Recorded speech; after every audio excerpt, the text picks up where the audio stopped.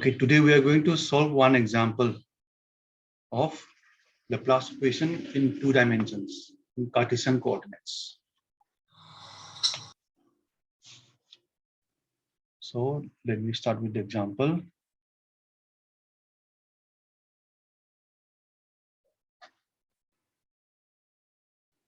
Example is determine the steady state temperature distribution. Temperature distribution. This temperature distribution in a thin plate bounded by the lines x equal to 0, x equal to L, y equal to 0, and y equal to infinity. Assuming that it cannot escape.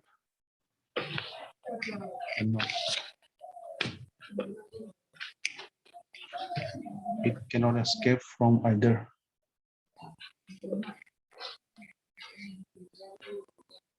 surface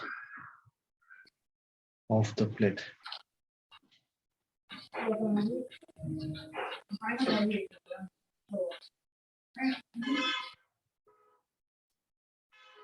Either surface of the plate, the edges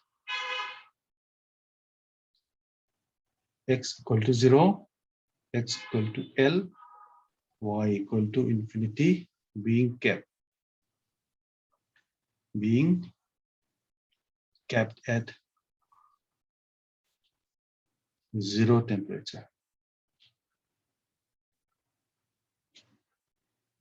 Being kept at 0 temperature while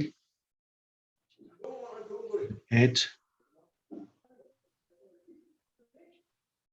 y equal to 0 being kept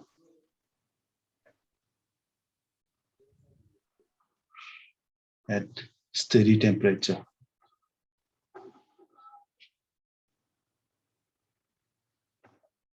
At steady temperature f of x. Okay. So what is the question? The question is determine the steady state temperature distribution in a thin plate. Thin plate, Havanina. By thin plate we mean we neglect the thickness of the plate.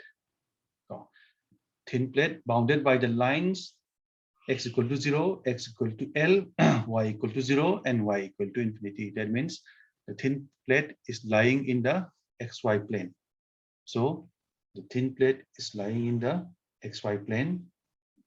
This is 0, this is x, this is y. The thin plate is lying in the xy plane and it is bounded by x equal to 0 and x equal to L. So x equal to 0 is the y-axis, x equal to L. So x equal to L is this line. So it is the thin plate. And y equal to 0. Y equal to 0 means the x-axis. So this is the one boundary. This is another boundary. And y equal to infinity means that this thin plate, it extends to infinity. And assuming that heat cannot escape from either surface of the plate. So the heat, we are assuming that the heat cannot escape from the surface of the plate. The edges x equal to 0, x equal to L, y equal to infinity being kept at 0 temperature. So x equal to 0, this edge is kept at 0 temperature. This edge is also kept at 0 temperature. And the surface at y equal to infinity. This will go to infinity, and the surface at y equal to infinity is also kept at 0 temperature. While the edge y equal to 0, this is the edge y equal to 0. The edge y equal to 0 is being kept at a steady temperature fx. So this edge is kept at a steady temperature f of x. So we have to determine the steady state temperature distribution in this plate. Okay, so start the solution. The solution is so steady state temperature distribution. So what is the guiding equation? The equation is the diffusion equation. The diffusion equation is so the relevant equation here is the diffusion equation, and that is Laplacian of U, where U is the temperature. This is equal to 1 by h square del U by del T. 1 by h square del U by del T, where h square is a constant. Where h square is a constant and is called the diffusivity. The diffusivity.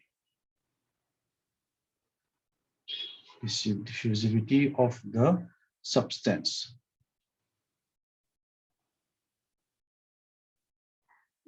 It is called the diffusivity of the substance. And what are we going to calculate? We are going to calculate the steady state temperature. Steady state temperature. So this equation guides how heat flows in this plate. But at steady state, when the steady state is reached, the temperature no longer changes with time. So there is one important point. So under steady state, the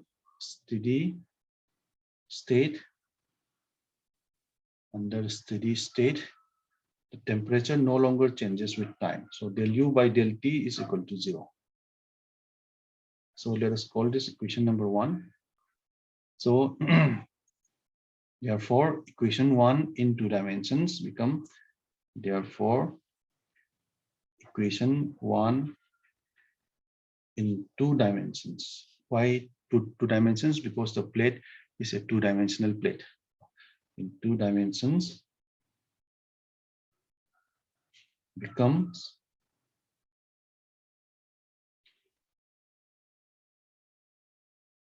Laplacian of U equal to 0. Why? Because this del U by del T is 0 under steady state conditions. So this right hand side becomes 0. So we have Laplacian equal to 0, and this implies del 2U by del X square plus del 2U by del Y square equal to 0. Let us call this equation number 2. Okay. This is the 2-dimensional Laplace equation in Cartesian coordinates. I repeat, this is the 2-dimensional Laplace equation in Cartesian coordinates. And what are the boundary conditions that are given? The boundary conditions are that the edges x equal to 0, x equal to L, and y equal to infinity are kept at 0 temperature, while the edge y equal to 0 is kept at steady temperature f of x. So the boundary conditions are the boundary conditions are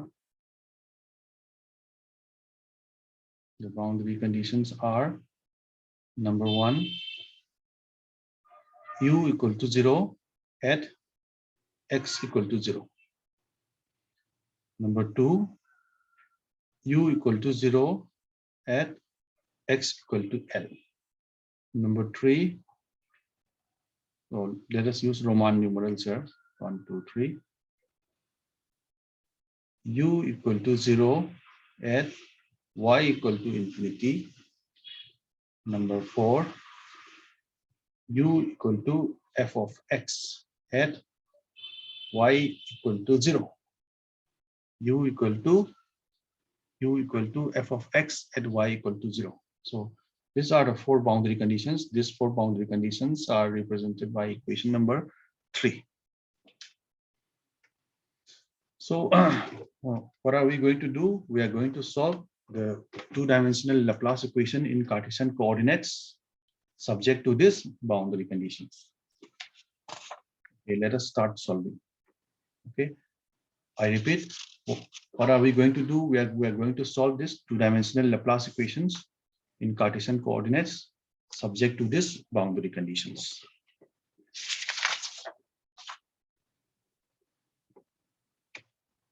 So let us apply the method of separation of variable.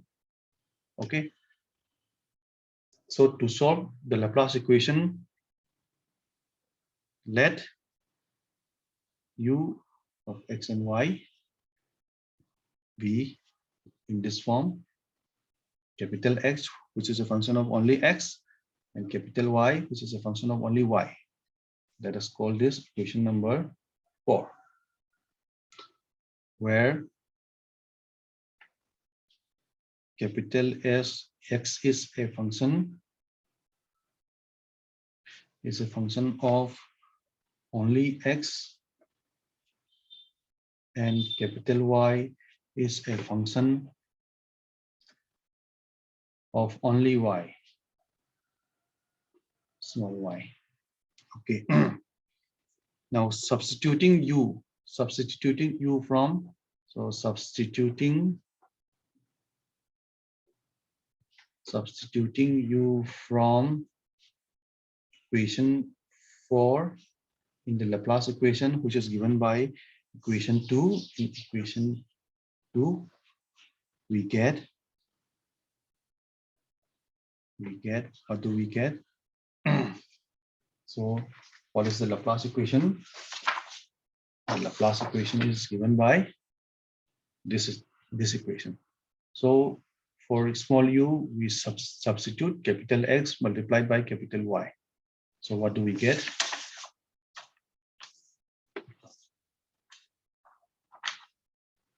We get y d2u by dx square plus x. Sorry, this is d2x. X d2y by dy square equal to 0. Okay, now we divide both sides by xy. So what do we get? We get 1 by x d2x by dx square plus 1 by y d2y by dy square equal to 0. This means 1 by y d2y by dy square equal to minus 1 by x d2x by dx square.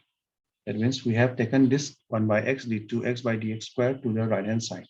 So we get a minus sign here. Okay.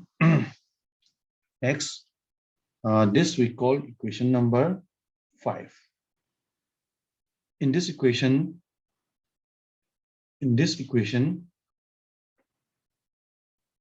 the left hand side is a function of only y, while the right hand side is a function of only x. Therefore, each side must be equal to some constant k. Okay. I repeat, in this equation, left hand side is a function of only small x. Sorry. Left hand side is a function of only small y, while right hand side is a function of only small x. Therefore, both sides must be equal to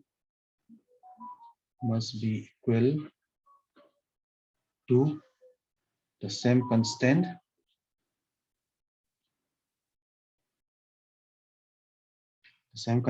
Let us say the constant is k square. So both left hand side and right hand side of equation 5 is equal to k square. There we go. Therefore, what do we have now? We have 1 by y d2y by dy square. 1 by y d2y by dy square. This is equal to k square. This implies d2y by dy square minus k square y. This is equal to 0. This we call equation number 6. And this 1 by x d2x by dx square. This is equal to minus k square. This implies d2x by dx square plus k square x. This is equal to 0. This is equation number 7. Okay. The solution of equations 6 and 7 are given by the solutions of equations 6 and 7 are, see, for this equation, we have to find the auxiliary equation, then we have to solve for m. Similarly, for this equation, we have to find the auxiliary equation and solve for m. We have done this a number of times earlier, so I'm going to skip that those steps, and write the answer right away. So are given by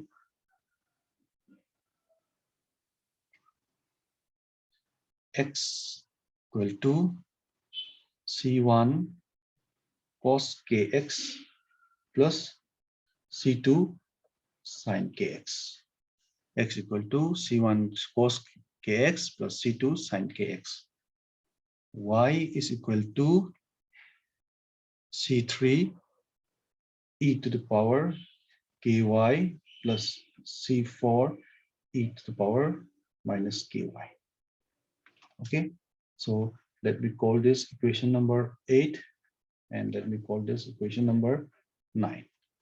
So let me take a new sheet of paper. So we have equations 8 and 9.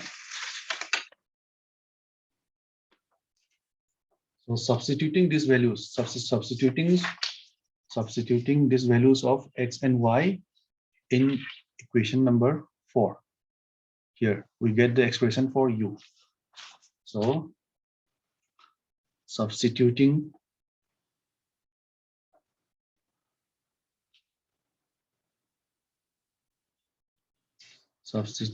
these values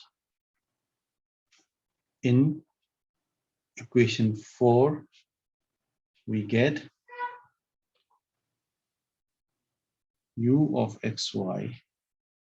This is equal to c1 cos kx plus c2 sin kx multiplied by c3 e to the power ky plus c4 e to the power minus ky. This is equal to, now we can multiply the first terms inside the bracket by these two terms one by one. So this will be e to the power ky, then c1 and c3, they will multiply each other, and let us say the resultant constant is a. Let us call it a. So c1 times c3, let us call it a cos kx plus, so c3 times c2, let us call it b sin kx plus e to the power minus ky. So c4 multiplied by c1, let us call it capital C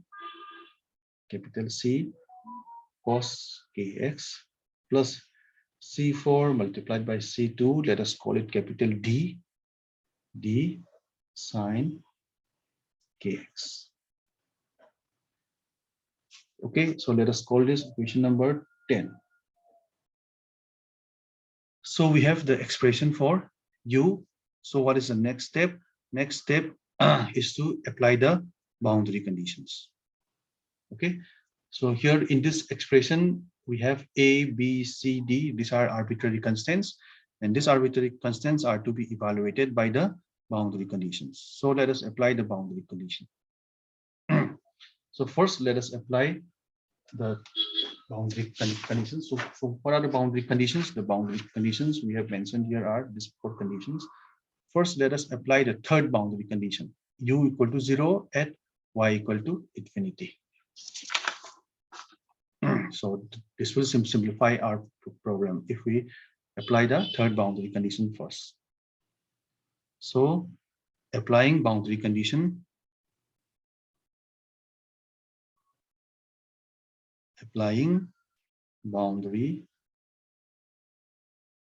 condition number 3. Applying boundary condition number 3, we have and what is boundary condition number 3? The boundary condition number 3 is that u equal to 0 at y equal to infinity. We have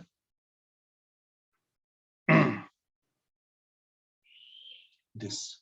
So u equal to 0 at y equal to infinity. So we have 0 equal to, okay. When y becomes infinity and if k is a positive number, so let us assume that k is a positive number.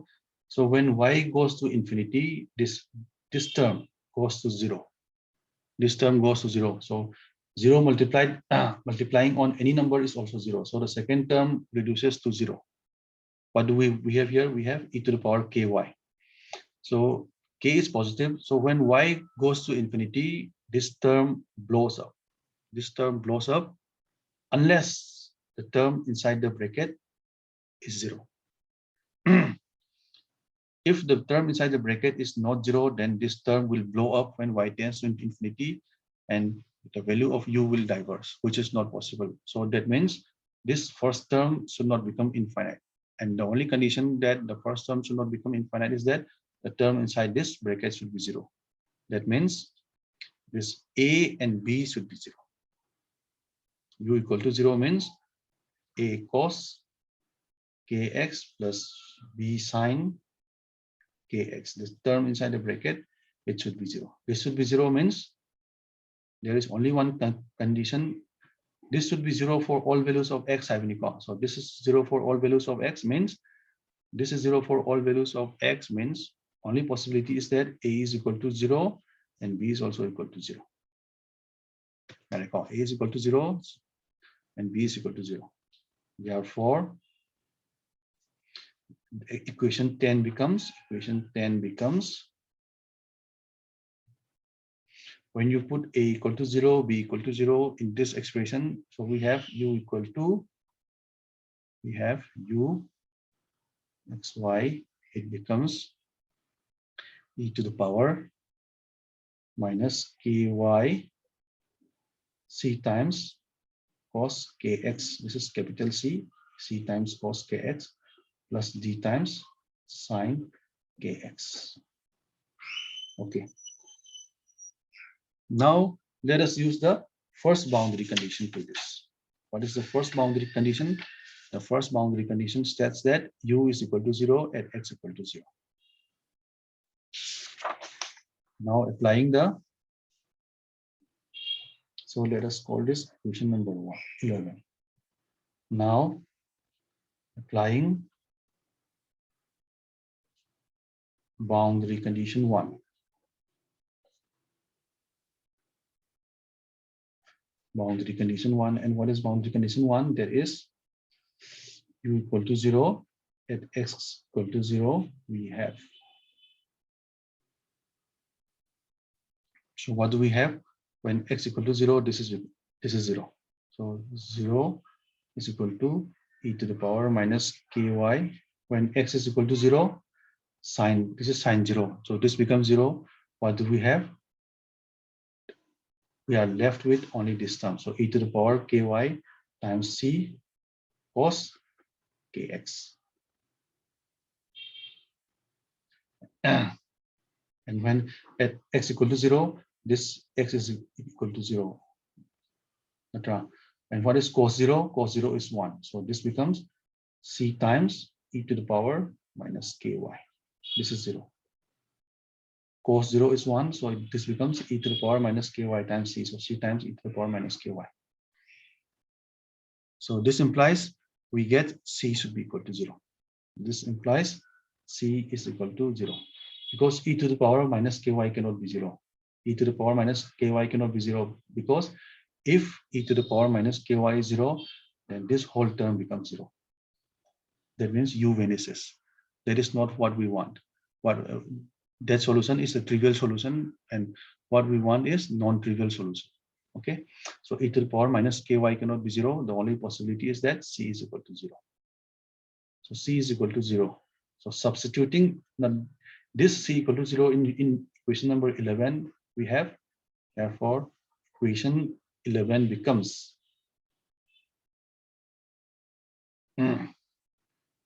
u x comma y, this is equal to c is 0, therefore we have only d here, d e to the power minus ky sine kx. This is equation number 12. Okay, this is equation number 12. Okay, this is clear. Okay. Next, let us apply the second boundary condition. And what is the second boundary condition? The second boundary condition is this: at u equal to 0, at x is equal to L. Okay. Now applying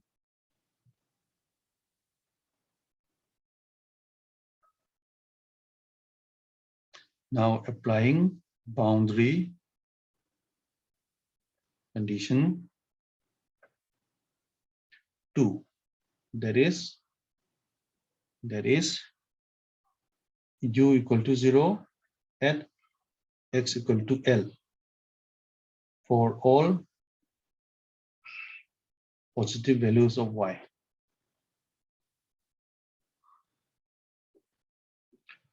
We have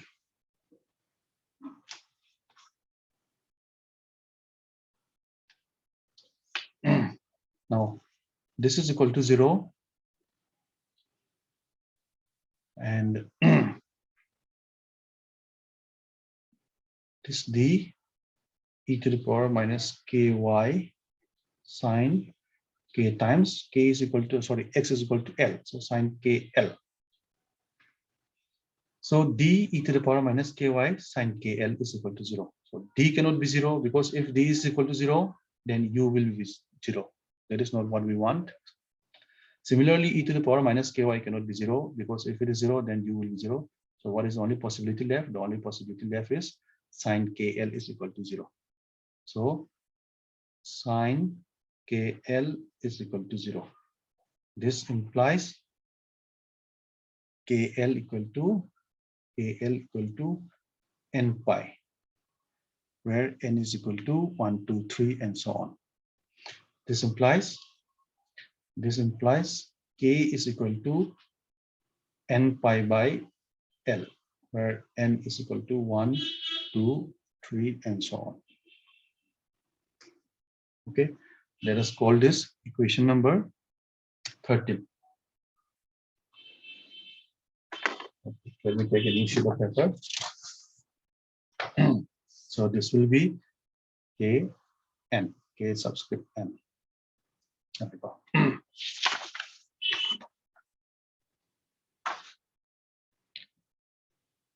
Hence, for each, let me show it to you here. This, hence for each value of n,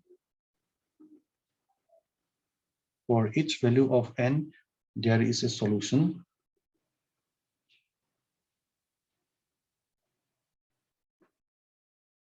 There is a solution given by un is equal to dn e to the power. Now k is n pi by l. So this will be e to the power minus n pi by l times y. Okay. So here k is n pi by l. So this becomes d e to the power minus n pi by l y, and sine kx becomes sine n pi by l times x. Okay. So this is question number 14, where dn is an arbitrary constant, where dn is an arbitrary constant, where dn is an arbitrary constant. That is un equal to, from this expression, un equal to dn e to the power minus ky. So k is n pi by l. So we have minus n pi by ly sine kx. K is n pi by l. So we have sine n pi by lx, where d is an arbitrary constant.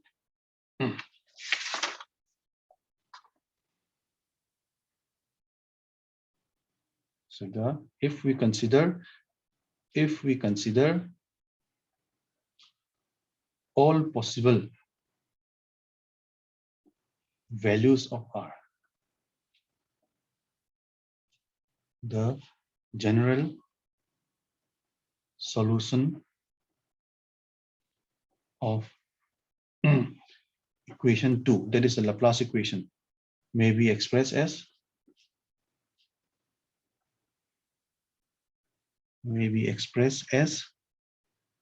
u is equal to summation n from 1 to infinity dn sine n pi by lx e to the power minus n pi by ly. This we call equation number 15. Now let us apply the last boundary condition. To solve for d, let us apply the last boundary condition. Yes.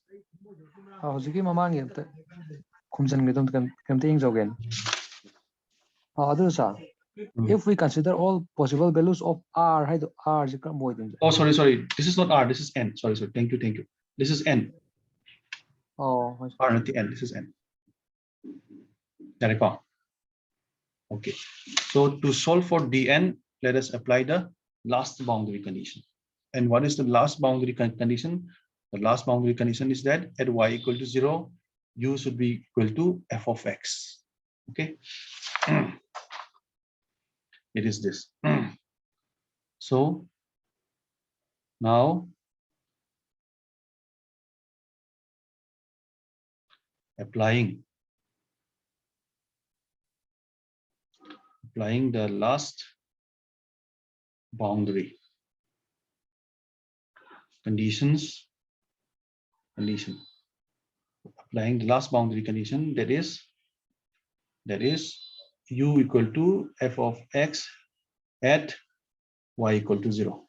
Y equal to 0, we get, so this at y equal to 0, when we put y equal to 0 here, this should be equal to f of x. We have f of x equal to summation n from 1 to infinity dn sine n pi by lx. And when we put y equal to 0, this becomes e to the power 0, and e to the power 0 is 1. So we have 1 here, and we don't need to write multiplication by 1 here. Okay, so this is equation number 16. Okay, now to solve dn from this, what do? We multiply both sides by sine m pi x by l. So To solve this dn, let us multiply both sides by sine m pi x by L. So multiplying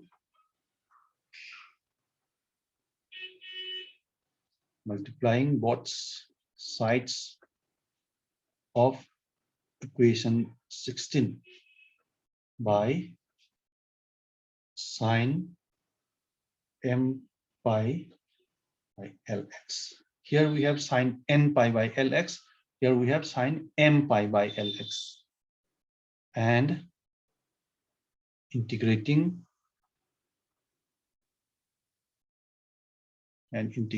between limits 0 and L, we get what do we get? So you multiply left hand side by sine m pi x by L, and also the right hand side by sine m pi x by L, and we integrate this. So what do we have here? We have integration from 0 to L f of x sine m pi by Lx dx plus this is equal to summation. So this term summation, I can take the integral inside the summation. So this is summation n equal to 1 to infinity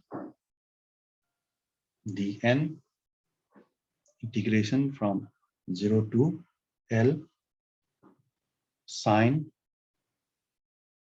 n pi by Lx sine m pi by Lx dx.